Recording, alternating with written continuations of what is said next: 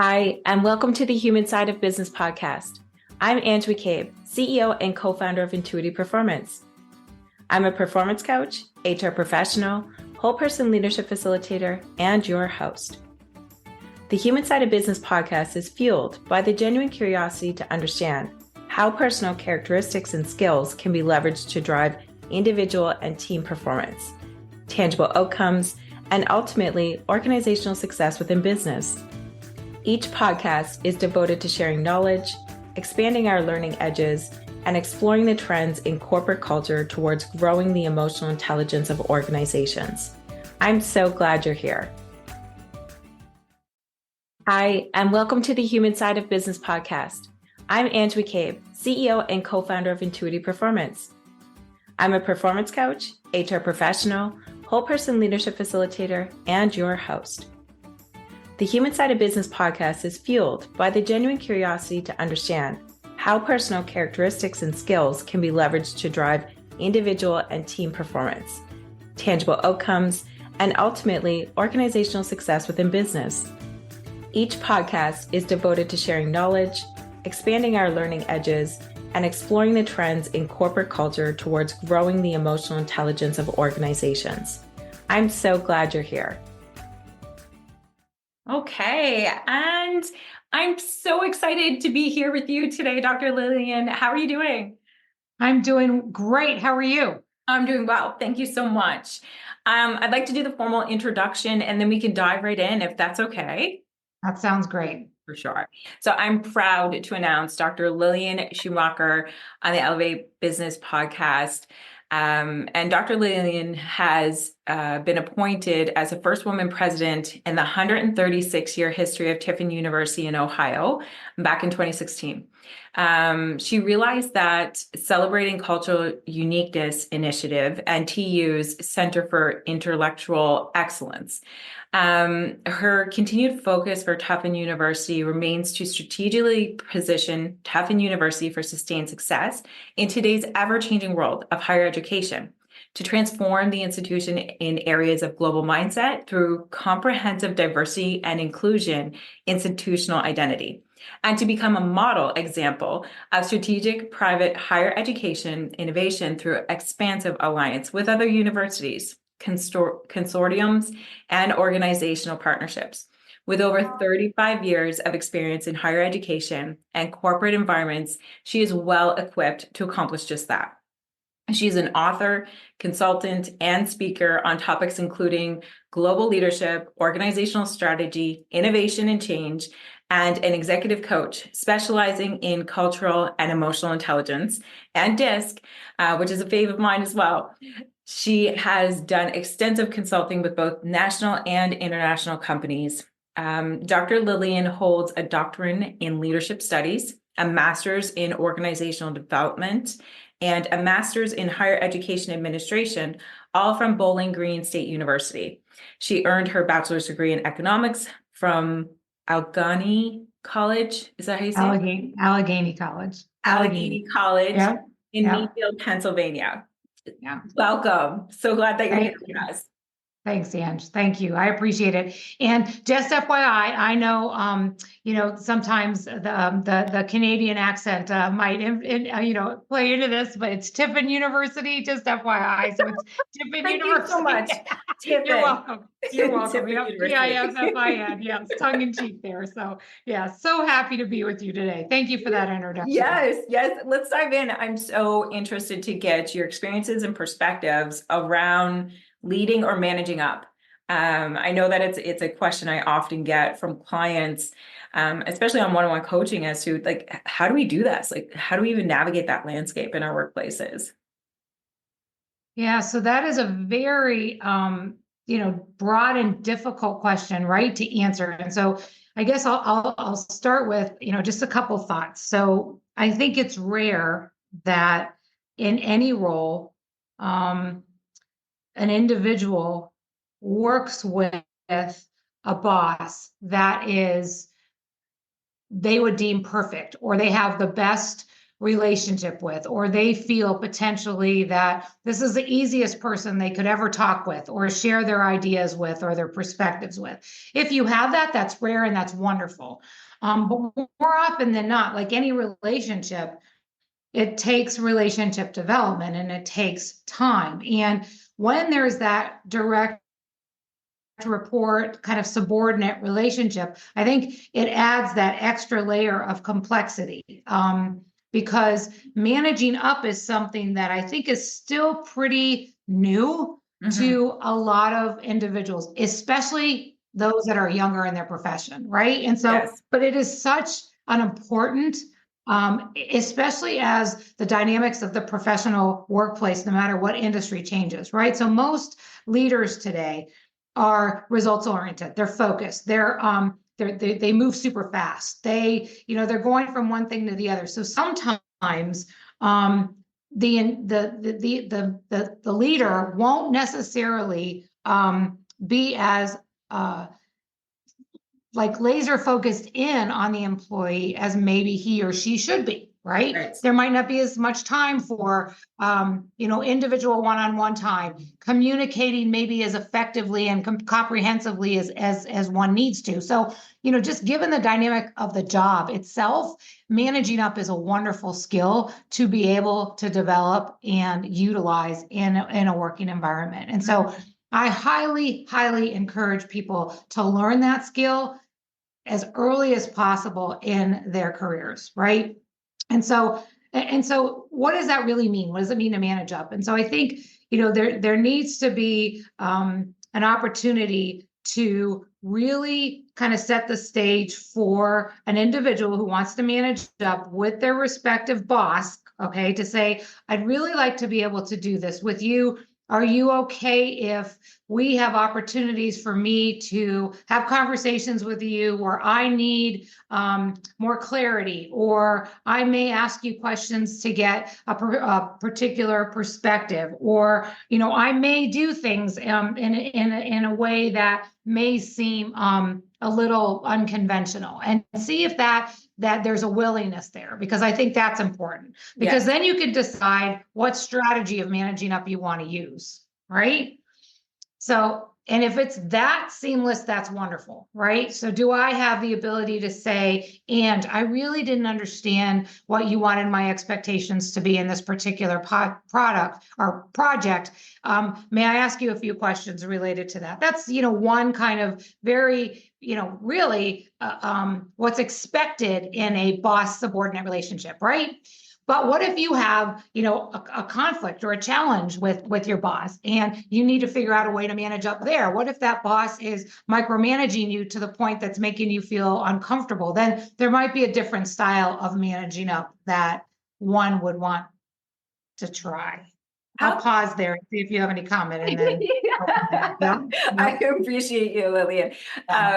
So for me, I guess what was coming up was a few things. One is hearing you that earlier than later in our careers, we need to learn the skill set of managing up to be effective in our roles and for the potential of progress within that particular company or organization, to say, generally speaking.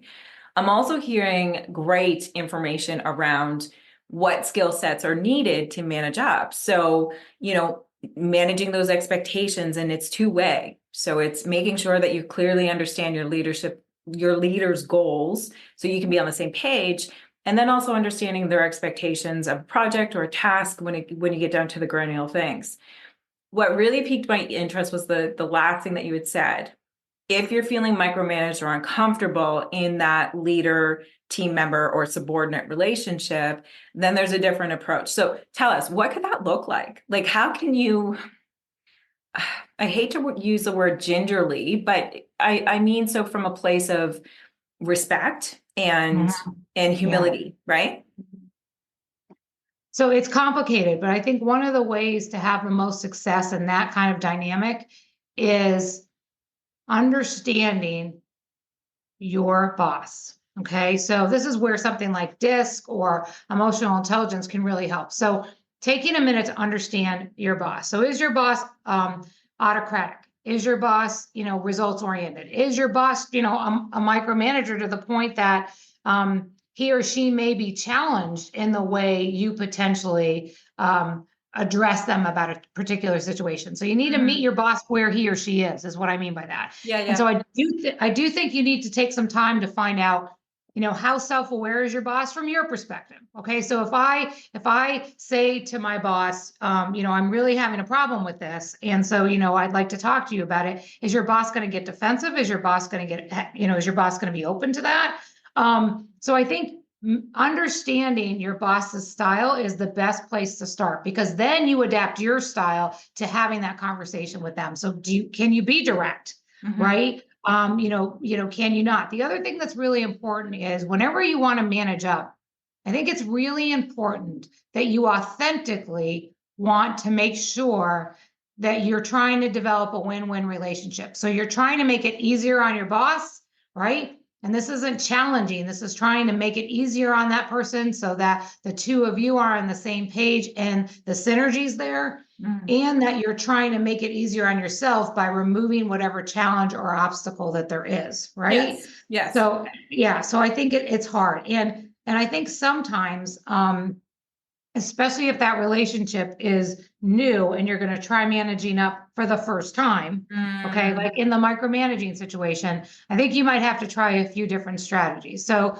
let's play it out for a minute. So if we have a very micromanaging boss, you perceive that to be very micromanaging, then, and you have a very first initial conversation with that person, and you're my micromanaging boss, then I would say to you, Ange, could you and I set up a time to talk? I have a couple questions about some of the things that I'm doing in my role, and I'd like to set aside some time for you to be able to, Absolutely, for us to be able to discuss. Okay. And then I'd like to be able to talk to you about something that is creating some frustration and some stress for me, but I want to make sure that you're open to this. And so, may I have this conversation with you, and tread lightly, right? To make sure you understand what the reaction is. And then assuming that this person would say yes, then, you would say, I want you to know that I, really enjoy this role that I have. I really feel like I've got this. And that, I want you to know and have faith in me that I am going to make you and this project and our organization look really good as a result of this project. And I will give you my word that I will reach out to you if I have issues, but I'm going to ask if you would just give me the opportunity and the space to kind of own this.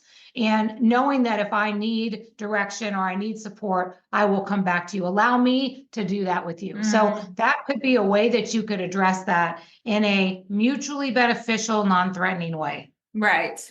Yeah. And two things that come up for me. One is, what would it look like if there was a proactive approach? So even before this type of scenario happens, as part of leaning into managing up, what would it look like to ask your direct supervisor to be like, hey, if the pace of work isn't going the way that I expected or you expected, what's the best way to approach that with you? So it's almost like, I guess what's coming up for me is in the induction perspective or the onboarding perspective of that team member, them giving, I guess the leader would have to lead that meeting, but they would say, hey, look, like, here's what expectations means. And being very vulnerable, even and transparent. As a leader, we all have triggers, right? Yeah. And I'll never forget it. I had a boss when I was younger, and you would never, ever, ever go to them and ask them anything on Mondays. But you could Friday afternoons. Yes. And it's not a good thing. It's not a bad thing. It's just a thing. It was just a thing with that boss. And that's how you organically navigated it. But how I believe trust and engagement would build so much faster if us as leaders would lead those types of conversations initially. But I agree with you. Oftentimes it comes in the post manner where you're in that situation. You have to have that first conversation. The other thing that was coming up for me was, what if even instead of identifying what you need, you're asking the leader things like, what will it take for me to build trust? Because I think what was coming up for me was, as a leader myself, if I'm onboarding someone to intuitive performance, I may be a bit more, I'm definitely the coach approach, like visionary leader type person, and micromanaging is the opposite. I need to manage more. However, hypothetically speaking, if someone comes into the organization, I'm going to be a bit more hands-on with them than if I know what they can do, obviously, right? So I'm just kind of thinking about it from two sides of the coin as to how can we comfortably navigate a true win-win when we're brand new employees. So I think the employee has to have a little bit more self-awareness as to they may feel micromanaged. Maybe they need to do some fact finding to figure out, is it trust building or are they really being micromanaged? If it's a latter, then for sure, have that conversation. But I'm wondering if there's a bit more discovery conversation that could happen first before having the, hey, this is what I need to do my work productively. That is an excellent point. Yeah, I should have clarified that more explicitly. When I was talking about understanding and meeting your boss where he or she is, that's exactly what I'm talking about. And that does take time, right? And so that ability to manage up is going to take time. You can't do that. You can't do that without knowing your boss, doing some due diligence and some assessing around when is a good time to have that conversation. Is it on a Friday afternoon? It's as opposed to a Monday morning, right? Right. And so before you do that, there is a lot of exploration, assessment, due diligence, if you will, that you need to do before you make yourself vulnerable in that space. Because you will be putting yourself in a vulnerable position. To your point, effective leaders make sure that they open that conversation so that they make it an opportunity for, for a collaborative experience as opposed to, but what if that person doesn't? What if that person isn't that type of person, right? I think there needs to be that gift of being able to manage up. And again, manage up for mutual benefit.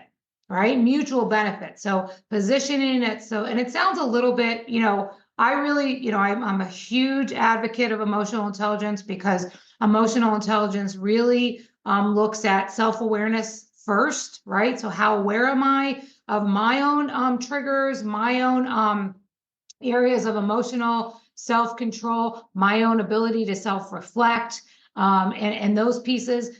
But it's also about empathy and relationship management with the people that I work with. And so that means that you understand that individual that you're talking about. And in this relationship that we're talking about, that means you understand your boss. And so before you can engage in a managing up relationship, you have to understand your boss, right? to do so without that understanding is not gonna work. No, absolutely not. And honestly, Dr. Lillian, I want to put it out there to our subscribers. I did not pay you to talk about emotional intelligence. It just organically happened. And I want to add that you're spot on in the sense that as an organization, I think it's our responsibility to educate our team members more on the soft skills so that they can have those proactive moments instead of sitting in a place of fear and disliking their job without having any form of conversation, which normally takes place, right?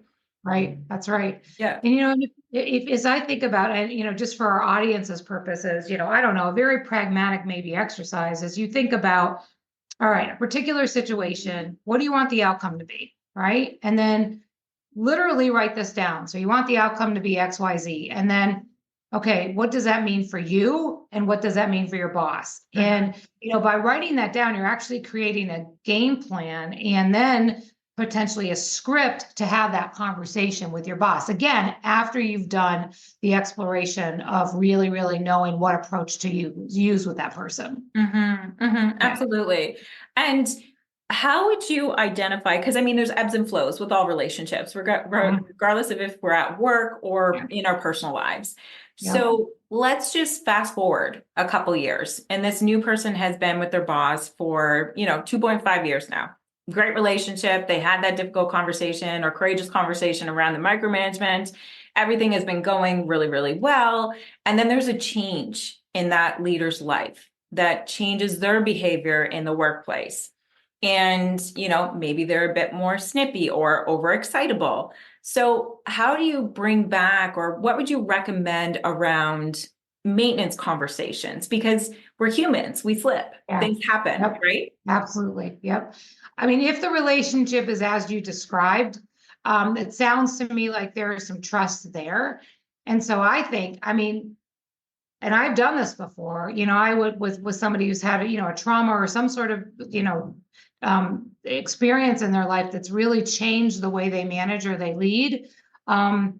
Just to say, I'd love to set up a time to talk to you. Can you and I, grab lunch one day or grab some coffee, and then just say, is everything okay? Is everything okay with you? Just wanted to check in, I hope everything's going okay. It seems like your style's a little different, right? The way you're leading has changed a bit. Is there anything I can do to be supportive? Is there anything I can do to provide support and or to reinforce anything that's going on within your span of control, and be helpful? Kind of that empathetic approach is what I would take. And that person may or may not open up, but more than likely that person, if they don't open up fully, would say, I really appreciate that. No, everything's okay. I really appreciate you checking in on me, but we're good. And at least that's gonna, give the leader an aha moment to say, oh, wow, maybe I need to self-check. Maybe I'm there's something different about the way I'm leading, and I need to just take a minute and reflect on that. Because in that dynamic, it sounds like that person the boss might be self-aware.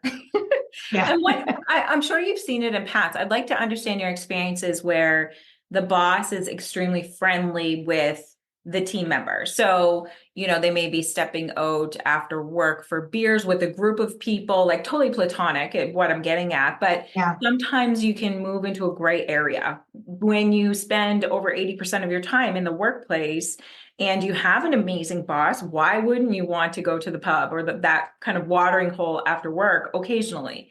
So when you're looking at leading up or managing up, and it's the flip side of the coin where it's like they're super close and it's almost like a friendship per se, what type of, I guess, boundaries should still stay in place under your thought process or approaches from a leadership perspective? And the second part that was coming up for me is like, how do you navigate that so that you can keep the balance? Because of course we want to have connection in the workplace, but still be able to reach objectives and stretch ourselves. That is really tough. I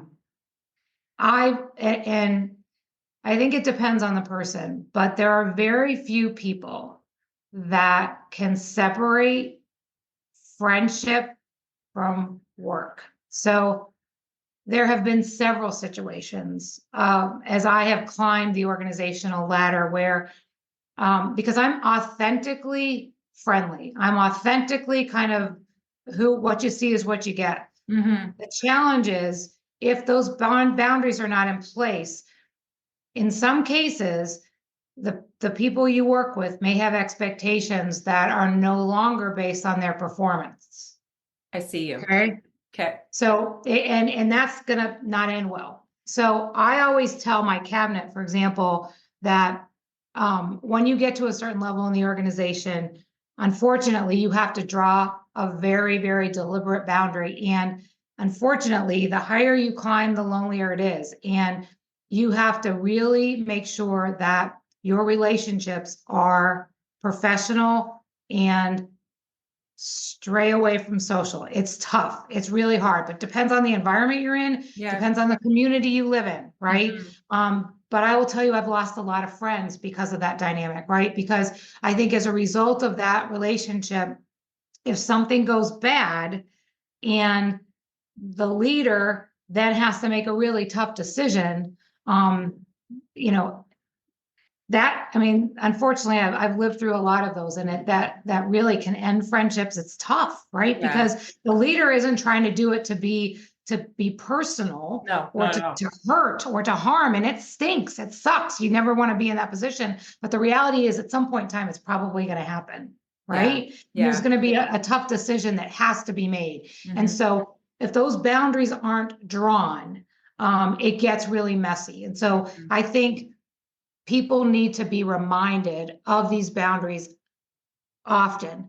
If there is a choice to socially engage. And in some industries, I think it happens more, in some situations, I think it happens more, but, my cabinet and I talk about this all the time that, you can have, a drink with somebody after work, one, and that's it. Then you leave, right? You don't stay for what turns into a social kind of event or evening. You need Right. to just make sure you really, really draw that boundary. And it Right. stinks, right? Yeah. And you as a leader needs to know where you can engage and the people that you can be with and who your safe zone people are, because you're going to be looked at 24/7. And oh my gosh, this person favors this person, because you can tell because they chum around together and they go together. And sometimes like a CEO and a vice president might be really close and they do a lot of things together.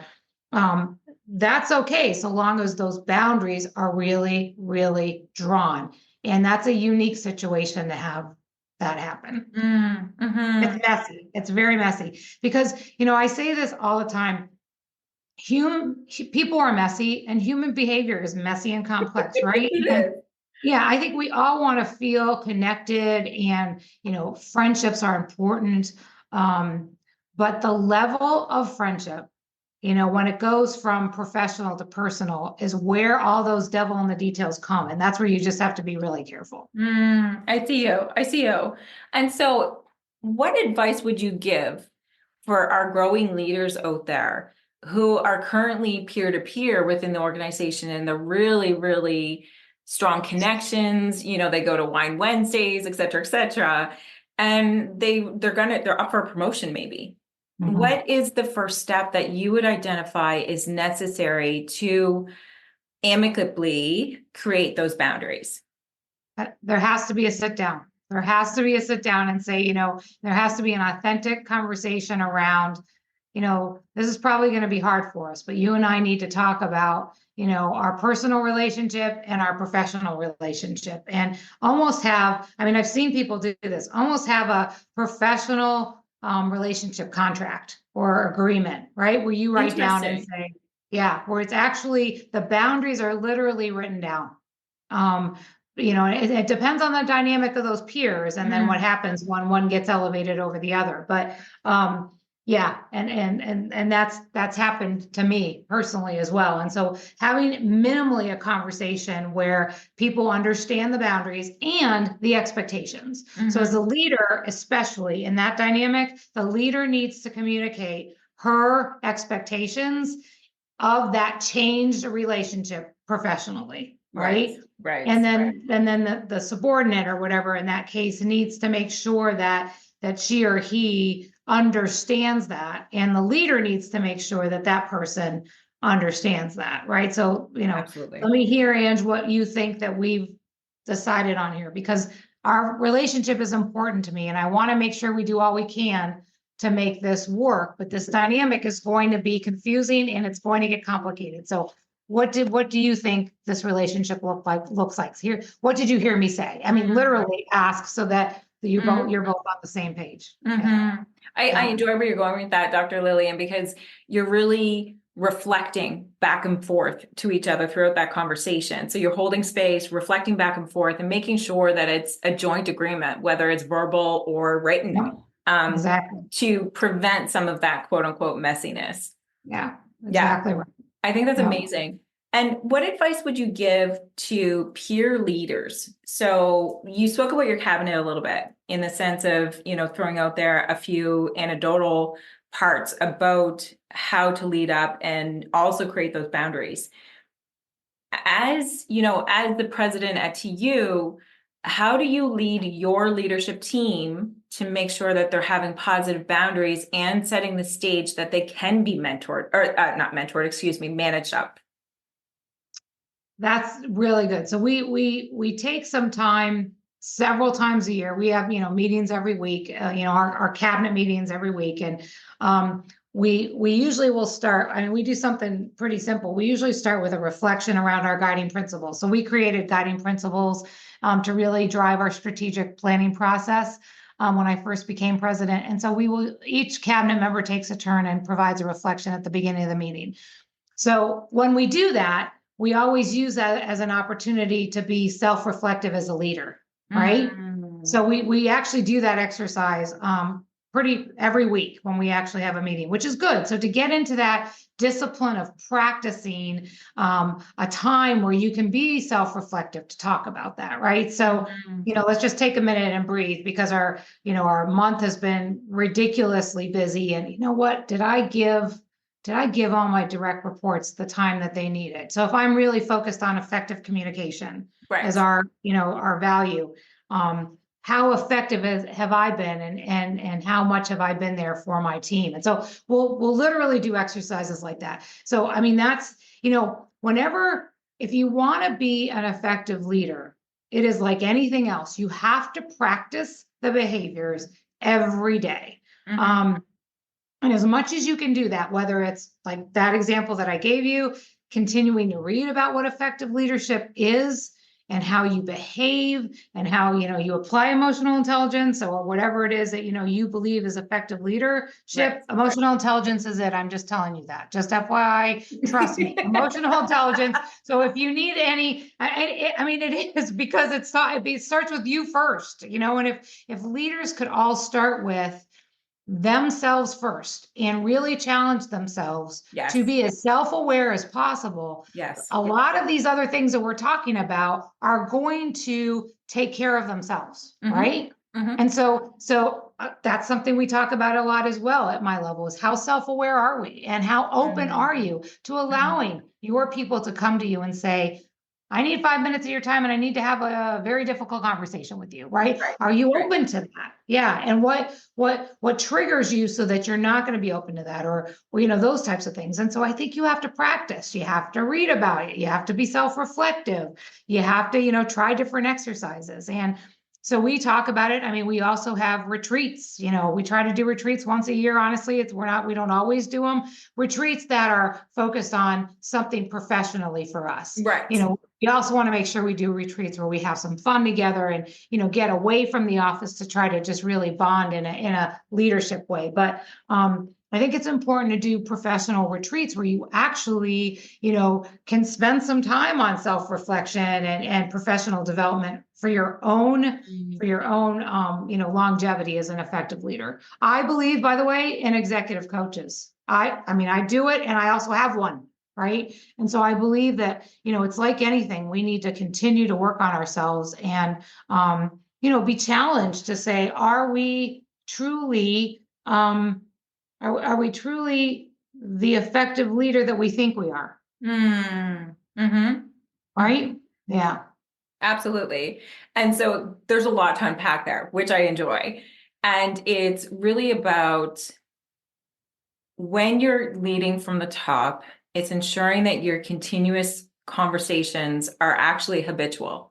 So it's not just once a quarter, or with your OKRs per se, but rather it's systematic, and it's, every week, every other day, you're getting your leaders to think about, am I reflecting? Am I showing up for my team members? How am I growing as a leader? What's my leadership why, per se, right? And I love all of that. And I'm also hearing you say, I can only lead as far as I've been led. Therefore, I have my own executive coach to push me and to be able to call out my own kind of blind spots. I was going to cuss, but my own blind spots. That's awesome. Yep. That's funny. Well, I mean, that's why every leader should work with an individual like yours in your organization, right? Because think about it. The one, I have had the gift to be able to study leadership. I mean, that's my doctorate, right? That's my where my terminal degree and my research and practice is focused. But most of us don't do that when we get put in leadership positions, right? No. So we might know our particular, trade or industry well, but we are not necessarily trained or educated on how to be an effective leader. Yet that's, yet you're put in these positions. And so this art and this ability to work on yourself so you can be your best self as the leader of the organization. I mean, everybody. I mean, that should be a requirement, but it isn't. Right? It really should be a requirement, but it isn't. You are. Yeah. It really, it should be, but that's the problem. It isn't. And so, people don't know what they don't know. And, Right. Absolutely. yeah, again, it's, in Goleman, one of Goleman's first, Daniel Goleman and his work on emotional intelligence, one of the first things he says in his book about emotional intelligence, and it's repeated in several of the books that him and his team have reached afterwards, but written afterwards. And I love this, is that the emotional intelligent leader practices leadership like a golfer does. Okay. And I love this analogy, and it really resonates with me. So you think about, and I'm a horrible golfer, but I really want to become a good golfer, because a lot of business happens on the golf course, right? Yep. Well, I'm not going to get good at it. I'm not going to even be okay at it unless I practice. And so the analogy that they use is that, an effective leader, an effective golfer will use different golf clubs depending on the situation, right? Depending on if they're going to hit the ball far, if they're going to hit it out of the sand, if they're going to hit it out of the water, if whatever they're going to do, right? And that's what he says about emotional intelligence, that it's like a golfer. You use different golf clubs for different situations, depending on the person you're working with or the person you're interacting with. And oh, by the way, if I'm going to be really good at deciding which golf club to use, depending on the situation, I need to practice. I need to practice over and over again. And that's what leaders need to do to be effective. They just do. That's what individuals should do if they want to be effective in their roles. Absolutely. Yeah. When you were speaking, a coaching client of mine in past, it kind of popped up in my mind, and we laughed, I would say, for a good 5 minutes, because they had said, and just to paint the context, their leadership tenure was 15 plus years, higher up echelons within this organization that was quite large. They knew their stuff, extremely intelligent, and the way that they spoke was beautiful. I was envious in the way that the words had just flown and in describing, what's coming up for them from a leadership perspective. All is to say, we found ourselves, as part of the coaching conversation, of course, keeping it confidential and respect for the client, but we found ourselves down this avenue of discussing just that.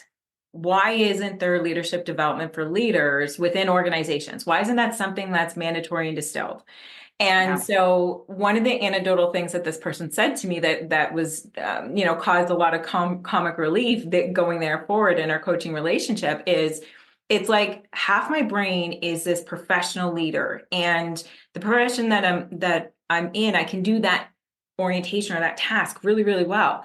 And then the other half of my brain is just like a little kid. Like, my little kid obviously has like tantrums and like meltdowns and breakdowns, and I can't show that to anybody, but that's what's going on in my head as a leader. Yep. And I thought it was absolutely comical, but it's so true, because we're not taught about things like how to manage up. And then, by the way, there's like 5 or 6 core skill sets that you need to understand even to manage up. And the culture of your organization needs to be psychologically safe. Like, who talks about this stuff? There's not. Exactly right. Yep. Absolutely.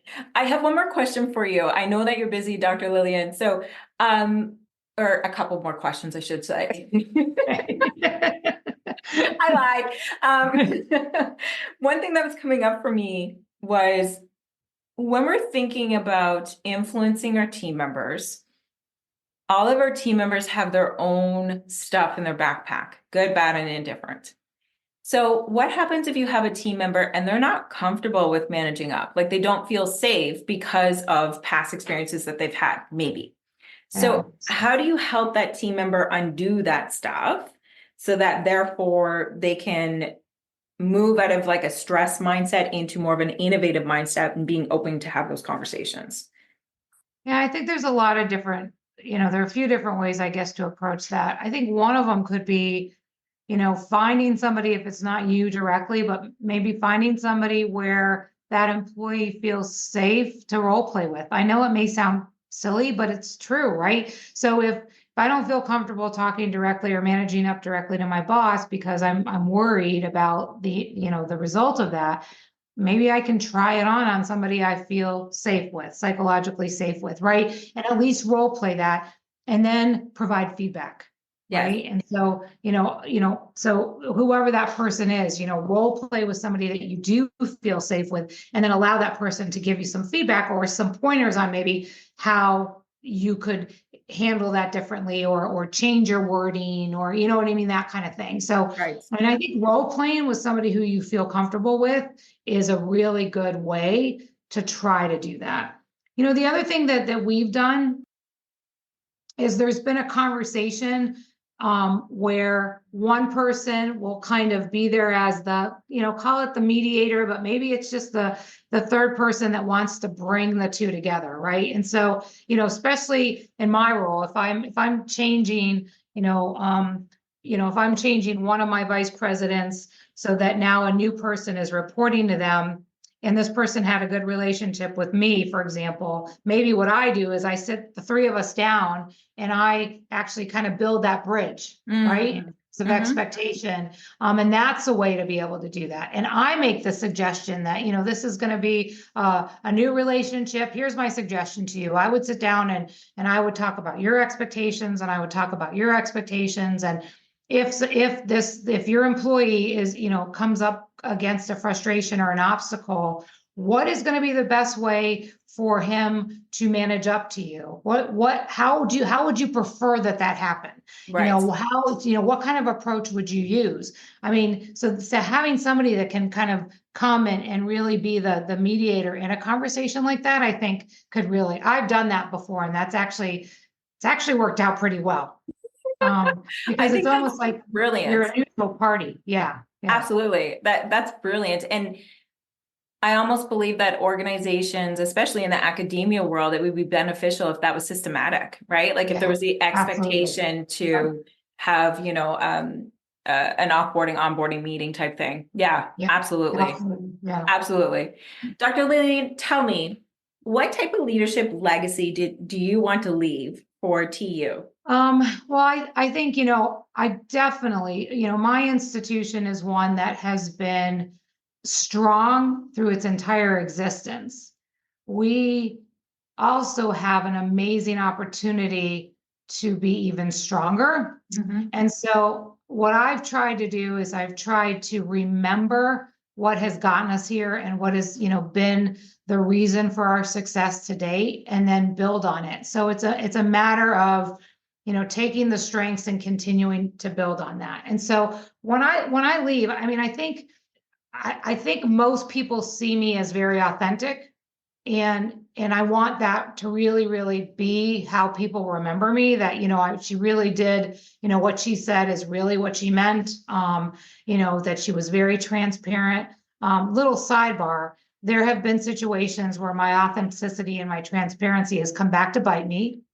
And so one of the things, I mean, just because people can be mean and, you know, just the world in which we live in. And I think it gives leaders pause to say, you know, am I going to still be that same person? Am I going to maybe be vulnerable to, you know, that kind of situation or not? And I think that's something every leader has to figure out. Absolutely. I can't really be any other way. I've tried it, and I just can't. And so I want people to know that, you know, leadership is hard, but when you surround yourself with really good people, you can pretty much accomplish anything you want to. And I will tell you, and we are at a place after 8 years in my role as presidency here, where I so genuinely believe that. And I want to be able to now take whatever years are left that I plan to be in this role and take it to that exceptional level and leave it for the next person to take on wherever I'm leaving off. But I want it to be from the heart. I mean, we are in an industry where we transform lives through education. Right. I mean, and it's a calling, it's a passion. I mean, the pay isn't like it is in the corporate world. So people that decide to be in education and higher education are doing it.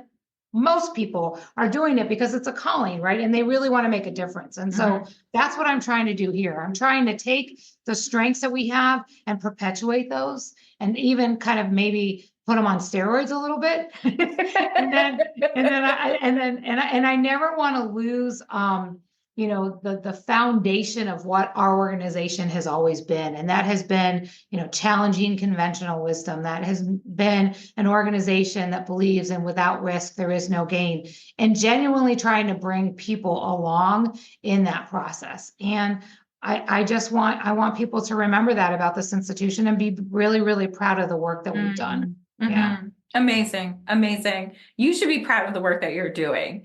You sound like a force, Dr. Lillian, and I'm so honored to be able to speak with you today on our podcast, and wishing you the rest of the week to be fabulous for you and the team. Thank you. Thank you very much. Thanks for giving me this opportunity, Ange. It's been wonderful. I've loved talking with you. Likewise. Take good care. Yes, you too. Thanks for listening to the Human Side of Business podcast. I'm glad you could join us. If you enjoyed today's episode and want to stay updated with our latest content, make sure to visit our website. The link can be found in the episode description, where you can subscribe to the podcast, sign up for our newsletter, and learn more about our whole person leadership services. Sounds interesting? Explore the Whole Person Leadership Cohort by Intuitive Performance, a unique program that offers unparalleled support to managers on every step of their leadership journey. Our program features evidence-based assessments, workbooks, group coaching, and interactive learning experiences to help you level up your leadership skills. Reach out today to apply to one of our upcoming cohorts. Until next time, take care and stay curious.